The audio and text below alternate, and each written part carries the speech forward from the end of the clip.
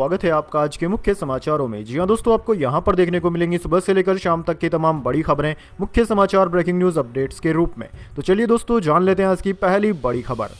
राहुल गांधी ने जिसकी फोटो दिखाई वह ब्राजीलियन मॉडल आई सामने, कहा क्या पागलपन है, मैं भारत कभी नहीं गई। दावा किया जा रहा है 10 बूथों पर इनके 22 वोट डाले गए। जी हां दोस्तों, कांग्रेस सांसद राहुल गांधी ने बुधवार को अपनी प्रेस कॉन्फ्रेंस में जिस ब्राजीलियन मॉडल की तस्वीर दिखाई थी उसका एक वीडियो सामने आया है। सोशल मीडिया प्लेटफॉर्म एक्स पर कई अकाउंट से महिला का वीडियो पोस्ट करते हुए दावा किया गया कि उनका नाम लेरिसा है। वीडियो में महिला पुर्तगाली भाषा में बात करते हुए कहती है, दोस्तों मैं आपको एक जोक सुनाती हूँ, यह बहुत ही भयानक है। भारत में वोट देने के लिए मेरी तस्वीर का इस्तेमाल हो रहा है, मुझे भारतीय बताकर आपस में लड़ रहे हैं, देखो क्या पागलपन है, मैं तो कभी भारत ही नहीं गई। दरअसल दोस्तों, राहुल गांधी ने चुनाव आयोग पर धांधली का आरोप लगाया है। चलिए दोस्तों, जान लेते हैं अगली खबर। दिल्ली के ऊपर उड़ने वाले विमानों को मिल रहे हैं गलत सिग्नल, नेविगेशन और विमान की पोजीशन बताने में गलती, सरकार ने जांच शुरू की। जी हां दोस्तों, दिल्ली में पिछले एक हफ्ते से विमानों के जीपीएस सिग्नल में फेक अलर्ट आ रहे हैं। इसे जीपीएस स्पूफिंग भी कहते हैं। इसके तहत पायलटों को गलत लोकेशन और नेविगेशन डेटा अलर्ट मिल रहे हैं। एयर ट्रैफिक कंट्रोल के सूत्रों के अनुसार दिल्ली के करीब 100 किलोमीटर के दायरे में ऐसी घटनाएं सामने आ रही है। Flight regulator director general of civil aviation यानी कि डीजीसीए को इसके बारे में जानकारी दे दी गई है। स्पूफिंग एक प्रकार का साइबर अटैक है जो नेविगेशन सिस्टम को गुमराह करने के लिए फेक जीपीएस सिग्नल भेजता है। ज्यादातर इसका इस्तेमाल वार जोन में किया जाता है ताकि दुश्मनों के ड्रोन और विमानों को नष्ट किया जा सके। चलिए दोस्तों, जान लेते हैं अगली खबर। देश में वायु प्रदूषण रोकने सुप्रीम कोर्ट में याचिका दाखिल, दावा दिल्ली में 22 लाख बच्चों के फेफड़े खराब हुए, प्रदूषण को पब्लिक हेल्थ इमरजेंसी घोषित किया जाए। जी हां दोस्तों, पूरे भारत में बढ़ते वायु प्रदूषण को रोकने की मांग करते हुए सुप्रीम कोर्ट में एक जनहित याचिका दायर की गई है। याचिका ल्यूक क्रिस्टोफर काउंटहिनो ने दायर की है। वे प्रधानमंत्री मोदी के फिट इंडिया मूवमेंट के वेलनेस चैंपियन यानी कि दूत रहे हैं। क्रिस्टोफर का कहना है कि देश में वायु प्रदूषण का स्तर पब्लिक हेल्थ इमरजेंसी के अनुपात में पहुंच गया है, जिससे ग्रामीण और शहरी क्षेत्रों के लोगों की सेहत पर बुरा असर पड़ रहा है। याचिका में यह भी कहा गया है कि अकेले दिल्ली में करीब 22 लाख स्कूली बच्चों को फेफड़ों में इतना नुकसान हो चुका है कि उनकी रिकवरी मुश्किल है। इसकी पुष्टि सरकारी और मेडिकल स्टडी से भी हुई है। वैसे दोस्तों, कमेंट करके बताइए, बढ़ते वायु प्रदूषण के पीछे कौन जिम्मेदार है, सरकार को क्या कदम उठाना चाहिए और क्या सरकार ही वायु प्रदूषण की जिम्मेदार है? कमेंट बॉक्स में अपनी राय जरूर दीजिए। चलिए जान लेते हैं अगली खबर। 13 साल में पहली बार समर्थकों से मिल सकेगा आसाराम, दुष्कर्म केस में राजस्थान गुजरात हाईकोर्ट से मिली जमानत, 6 महीने जेल से बाहर रहेगा।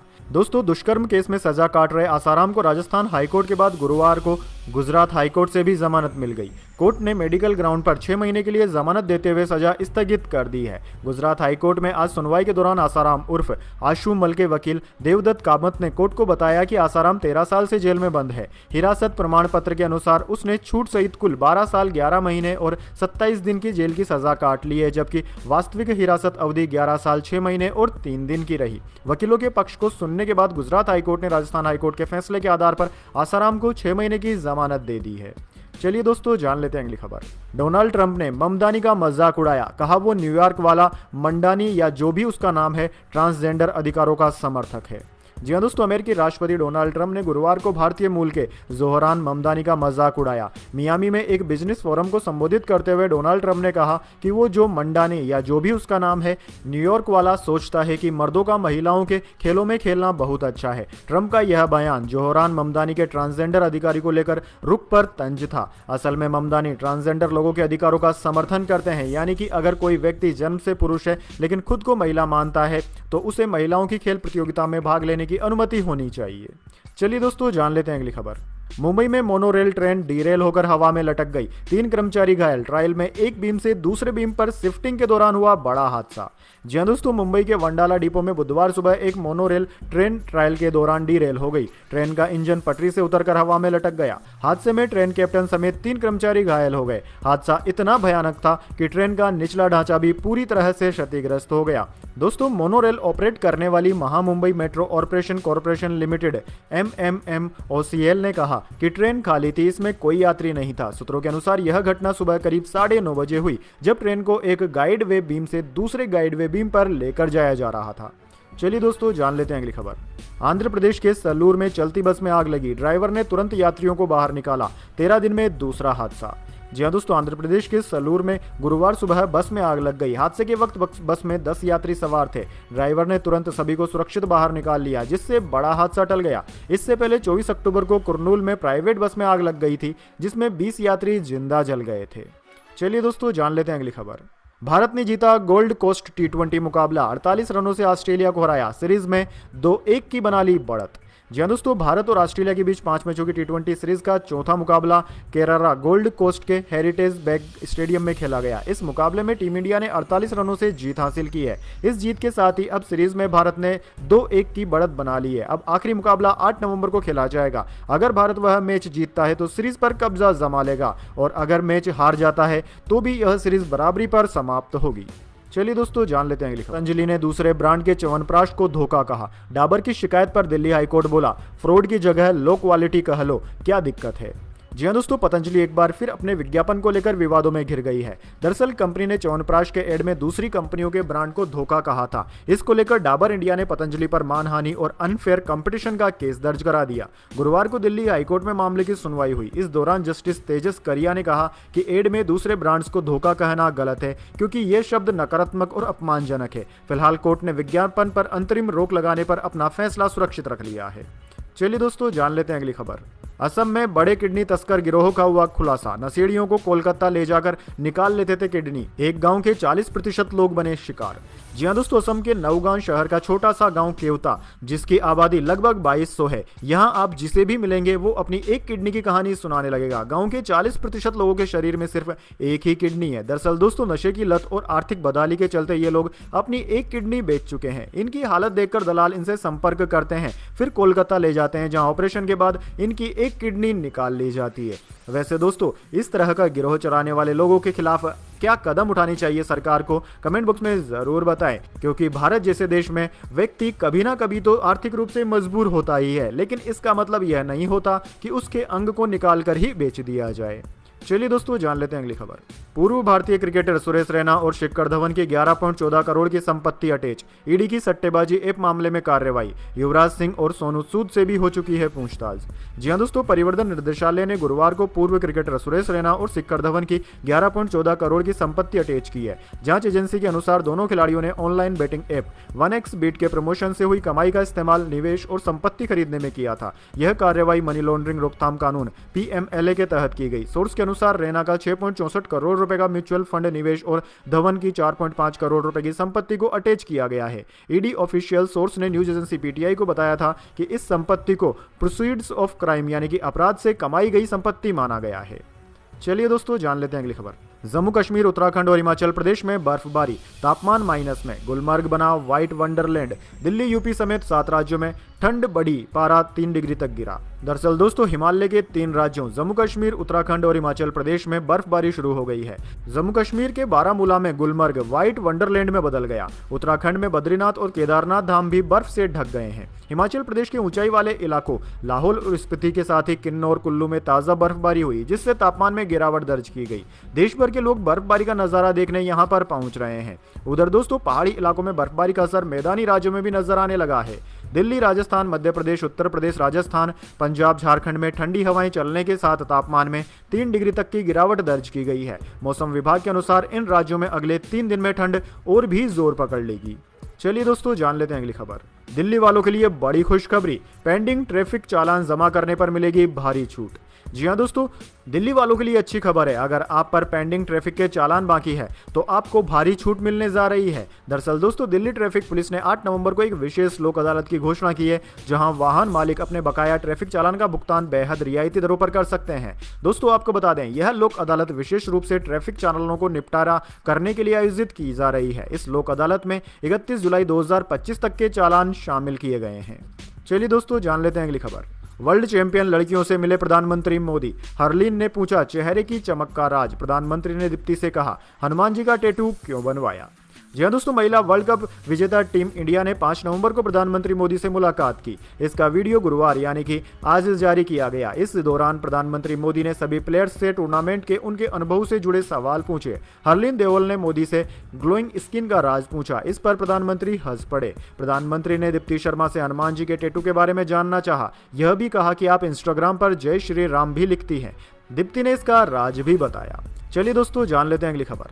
बैंक लोन फ्रॉड मामले में अनिल अंबानी को ईडी का समन, 14 नवंबर को पूछताछ के लिए बुलाया। 7,500 करोड़ की प्रॉपर्टी जब्त हो चुकी है।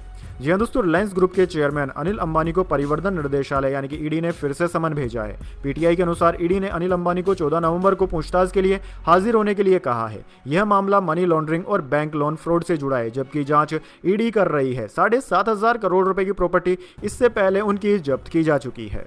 चलिए दोस्तों जान लेते हैं अगली खबर। मुंबई पर किसी खान को बर्दाश्त नहीं करेंगे, ममदानी के न्यूयॉर्क का मेयर बनने पर बीजेपी नेता ने दी चेतावनी। जी हां दोस्तों, न्यूयॉर्क का मेयर पद का चुनाव जीतने के बाद जोहरान ममदानी की चर्चा दुनिया भर में हो रही है। भारत की आर्थिक राजधानी मुंबई में बीएमसी के चुनाव होने वाले हैं। इसी बीच भारतीय जनता पार्टी के मुंबई प्रमुख अमित साटम ने कहा, बड़ा बयान दे दिया। साटम ने कहा कि उनकी पार्टी मुंबई पर किसी खान को बर्दाश्त नहीं करेगी। साटम, जो कि अंधेरी पश्चिम सीट से विधायक है, उनका दावा है कि न्यूयॉर्क सिटी में जिस तरह की राजनीति देखी गई, उसी तरह की चीजें मुंबई में लाने की कोशिश की जा रही है, लेकिन ऐसा हरगिज नहीं हो पाएगा। चलिए दोस्तों जान लेते हैं अगली खबर। एप्पल के आईफोन फोल्ड का इंतजार करने वाले लोगों के लिए बड़ी खुशखबरी, डिटेल्स हुई लीक। जी हाँ दोस्तों, हर साल जब नए आईफोन लॉन्च होते हैं तो लोगों के मन में यह सवाल होता है कि एप्पल का फोल्डेबल फ़ोन कब आ रहा है। चूंकि सैमसंग, जो कि एप्पल का राइवल है, पिछले कई सालों से फोल्डेबल स्मार्टफोन लॉन्च कर रहा है। ब्लूमबर्ग के मार्क गुरमान के अनुसार एप्पल का फोल्डेबल स्मार्टफोन तैयार है और अगले साल इसे लॉन्च किया जा सकता है। एप्पल का फोल्डेबल भी Samsung Galaxy Z fold style का ही है, यानी कि एप्पल में भी book style folding mechanism use किया जा रहा है। इंडस्ट्री एनालिस्ट मिंग चिंग को के अनुसार अनफोल्ड करने के बाद ये फोन 9 से 9.5 mm थिकनेस का हो सकता है, जबकि फोल्ड करके इसका साइज 4.5 से 4.8 mm हो सकता है। चलिए दोस्तों जान लेते हैं इसके बाद अगली बड़ी खबर, लेकिन उससे पहले मेरी आपसे छोटी सी रिक्वेस्ट है, अगर दोस्तों आपको अभी तक हमारी न्यूज पसंद आई है तो इसे एक छोटा सा लाइक जरूर दे दीजिए। चलिए जान लेते हैं अगली खबर। सेंसेक्स 148 अंक फिसलकर 83,400 पर बंद हुआ। निफ्टी भी 88 अंक गिरकर 25,509 पर पहुंचा। मेटल और मीडिया शेयर्स टूटे।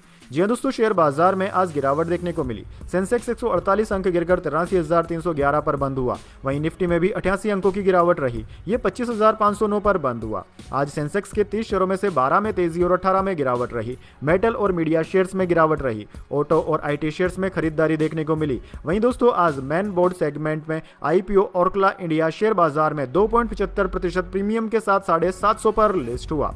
बात करें दोस्तों निफ्टी 50 के टॉप गेनर और टॉप लूजर स्टॉक्स की, तो दोस्तों आज के मार्केट में निफ्टी 50 के टॉप गेनर्स में एशियन पेंट, रिलायंस और अल्ट्राटेक सीमेंट रहे, जबकि निफ्टी 50 के टॉप लूजर्स में ग्रेसिम, हिंडाल्को और अडानी एंटरप्राइजेज रहे।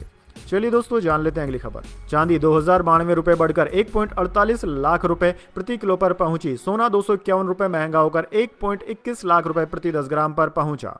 जी हाँ दोस्तों, सोने और चांदी के दाम में आज बढ़त देखने को मिली। Indian bullion and jeweller association के अनुसार 10 ग्राम सोना 251 रुपए बढ़कर 1,20,670 रुपए प्रति 10 ग्राम पर पहुंच गया। इससे पहले सोने की कीमत 1,20,419 रुपए प्रति 10 ग्राम थी। वहीं दोस्तों चांदी 2,092 रुपए बढ़कर 1,48,242 रुपए प्रति किलोग्राम पर पहुंच गई है। इससे पहले इसकी कीमत 1,46,150 रुपए प्रति किलोग्राम पर थी। चलिए दोस्तों जान लेते हैं अगली खबर। पूर्व भारतीय कप्तान महेंद्र सिंह धोनी अगला आईपीएल खेलेंगे, अभी संन्यास नहीं ले रहे। चेन्नई टीम के सीईओ ने की पुष्टि, टीम को 5 बार चैंपियन बना चुके हैं। जी हां दोस्तों, चेन्नई सुपर किंग्स के सीईओ काशी विश्वनाथन ने साफ कर दिया है कि महेंद्र सिंह धोनी आईपीएल 2026 में खेलेंगे। उन्होंने कहा कि धोनी के पास फिलहाल संन्यास की कोई योजना नहीं है। एक मैगजीन में अपने पोते नोवा से बातचीत के दौरान विश्वनाथन ने कहा कि धोनी इस आईपीएल के लिए रिटायर नहीं हो रहे हैं। मैं उनसे इस बारे में बात भी करूंगा। धोनी की कप्तानी में चेन्नई सुपर किंग्स साल 2010, 11, 18, 2021 और 2023 में आईपीएल खिताब जीत चुकी है। चलिए दोस्तों जान लेते हैं अगली खबर। चुनावी धुला भी जान गए हैं कि वह मुख्यमंत्री नहीं बनने वाले, बिहार की रैली में बोले सपा चीफ अखिलेश यादव। दोस्तों बिहार में जहां गुरुवार को पहले चरण में 18 जिलों की 121 विधानसभा सीटों पर वोटिंग जारी है, इसी बीच दूसरे चरण के लिए चुनाव प्रचार भी तेज है। जहां पूर्वी चंपारण की मोतिहारी विधानसभा में आज समाजवादी पार्टी के मुखिया अखिलेश यादव ने एनडीए पर जमकर हमला बोला। सपा मुखिया अखिलेश यादव ने कहा कि ये लोग हवा में एक्सप्रेस वे बनाने जा रहे हैं। इस जनसभा में सपा मुखिया अखिलेश यादव ने कहा कि आज जब पहले चरण का वोट पड़ रहा है तो आधा बिहार वोट डालने जा रहा है और आधा बिहार इंतजार कर रहा है कि कब वोट डाला जाएगा। जो हवा का माहौल को संदेश जा रहा है वो यही जा रहा है कि इस बार नौजवान, साथी युवा और नौकरी देने वाला मुख्यमंत्री बनने जा रहा है। चलिए दोस्तों जान लेते हैं अगली खबर। अहमदाबाद में हो सकता है T20 वर्ल्ड कप 2026 का फाइनल मुकाबला। पाकिस्तान पहुंचा तो न्यूट्रल वेन्यू पर होगा मुकाबला, जल्द जारी होगा शेड्यूल। जी हां दोस्तों, अहमदाबाद के नरेंद्र मोदी स्टेडियम को T20 वर्ल्ड कप 2026 के फाइनल की मेजबानी के लिए शॉर्टलिस्ट कर लिया गया है। रिपोर्ट के अनुसार भारतीय क्रिकेट कंट्रोल बोर्ड BCCI ने इंटरनेशनल क्रिकेट काउंसिल ICC को संभावित वेन्यू की सूची सौंपी है, जिसमें फाइनल के लिए यह स्टेडियम शामिल है। T20 वर्ल्ड कप 2026 भारत और श्रीलंका की संयुक्त मेजबानी में होगा। फाइनल के अलावा सेमीफाइनल और अन्य महत्वपूर्ण मैचों के लिए भी विभिन्न शहरों के मैदानों को चुना गया है। BCCI की सूची में फाइनल के लिए अहमदाबाद को प्राथमिकता दी गई है, लेकिन अंतिम फैसला ICC को लेना है। चलिए दोस्तों, जान लेते हैं अगली खबर। बॉम्बे हाईकोर्ट का नया भवन न्याय का मंदिर होना चाहिए, 7 सितारा होटल नहीं, बोले CJI गवई। जी हां दोस्तों, मुख्य न्यायाधीश भूषण रामकृष्ण गवई यानी कि CJI BR गवई ने बुधवार को बॉम्बे हाईकोर्ट के नए परिसर की आधारशिला रखी और विश्वास जताया कि नया भवन न्याय का मंदिर होगा, न कि 7 सितारा होटल। उपनगर बांद्रा पूर्व में परिसर की आधारशिला रखने के बाद एक कार्यक्रम को संबोधित करते हुए उन्होंने इस बात पर जोर दिया कि नई इमारत को किसी साम्राज्यवादी ढांचे का चित्रण नहीं करना चाहिए, बल्कि संविधान में निहित लोकतांत्रिक मूल्यों के अनुरूप होना चाहिए। मुख्य न्यायाधीश गवई ने कहा कि अदालत भवनों की योजना बनाते समय हम न्यायाधीशों की जरूरतों पर ध्यान केंद्रित करते हैं, लेकिन हमें यह नहीं भूलना चाहिए कि हम नागरिकों यानी कि वादियों की जरूरतों के लिए मौजूद हैं। एक्सपीरियंस सेंटर के उद्घाटन के लिए आमंत्रित किया था। प्रतिनिधिमंडल का नेतृत्व कंपनी की दक्षिण पूर्वी एशिया निर्देशक इसाबेल फेन ने किया। चलिए दोस्तों, जान लेते हैं अगली खबर। संयुक्त राज्य अमेरिका में शटडाउन से बिगड़ने लगे हैं हालात। 40 एयरपोर्ट पर 10% तक घटी फ्लाइट्स, बिना वेतन काम करने को मजबूर हैं कर्मचारी। जी हां दोस्तों, अमेरिका में सरकारी शटडाउन अपने इतिहास के सबसे लंबे दौर में प्रवेश कर चुका है और इसका असर अब सीधे हवाई सेवाओं पर दिखने लगा है। अमेरिकी परिवहन सचिव सीन डफी ने बुधवार को ऐलान किया कि सरकार गुरुवार सुबह से 40 प्रमुख हवाई अड्डों पर उड़ान संचालन में 10% की कटौती करने जा रही है। यह कदम इसलिए उठाया गया क्योंकि शटडाउन के चलते हजारों एयर ट्रैफिक कंट्रोलर और TSA अधिकारी बिना वेतन के काम कर रहे हैं और स्टाफ की कमी से एयर ट्रैफिक सेफ्टी पर खतरा बढ़ गया है। दरअसल दोस्तों, अमेरिका में अब सरकारी शटडाउन को 36 दिन पूरे हो चुके हैं, जो देश के इतिहास में सबसे लंबा रिकॉर्ड बन गया है। इससे पहले 2018-19 में 35 दिन का शटडाउन सबसे लंबा माना गया था। तो दोस्तों, यह थी आज की तमाम बड़ी खबरें। इसके बाद दोस्तों बारी आती है आज के माइंड क्यूज क्वेश्चन की। जी हां दोस्तों, एक आसान से सवाल का जवाब देकर आप जीत सकते हैं एक सरप्राइज गिफ्ट हमारे यूट्यूब चैनल की ओर से। तो दोस्तों, आज का सवाल आपकी स्क्रीन पर आ चुका है। भारत में सार्वजनिक क्षेत्र का सबसे बड़ा बैंक कौन सा है? जी हां दोस्तों, अगर आप जानते हैं भारत में सार्वजनिक क्षेत्र का सबसे बड़ा बैंक कौन सा है तो जल्दी से उसका नाम कमेंट बॉक्स में लिख। और ऐसे ही वीडियो देखने के लिए हमारे चैनल को सब्सक्राइब कर लीजिए। धन्यवाद।